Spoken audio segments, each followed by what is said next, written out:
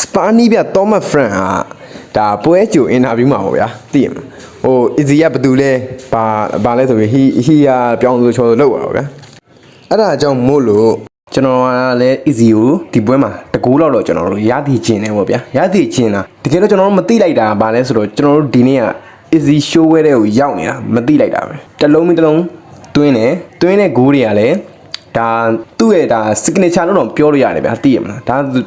ပဲလေးမှာဆိုဒါပို့ပြီးတော့သူကန်တာမြင်တွေ့ရတယ်အခုဆိုရင်ဒါဟိုသူတို့ပဲလေးနဲ့ပွဲမှာတကူကန်တယ်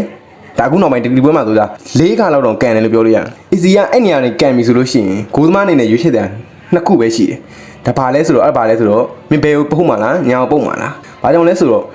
easy အဲ့ဘာနေကန်တဲ့ဟာနေအရန်ကိုအန်နေများတယ်။ကန်ပြီဆိုရင်ပနတီလိုပဲအားလဲပါတယ်။အဲ့တော့ဘယ်လိုလဲဆိုတော့ဘာနဲ့တူလဲဆိုတော့ပနတီကိုမကန်ခင်မှာမင်းတို့လူတွေဝိုင်းလူကြတာဆိုပြီးတော့ဒါလှုပ်ပေးလိုက်တယ်လို့ပဲ။ easy အဲ့နေရာနေကန်ပြီဆိုအရန်အန်နေများတယ်။ထင်တဲ့အတိုင်းပဲ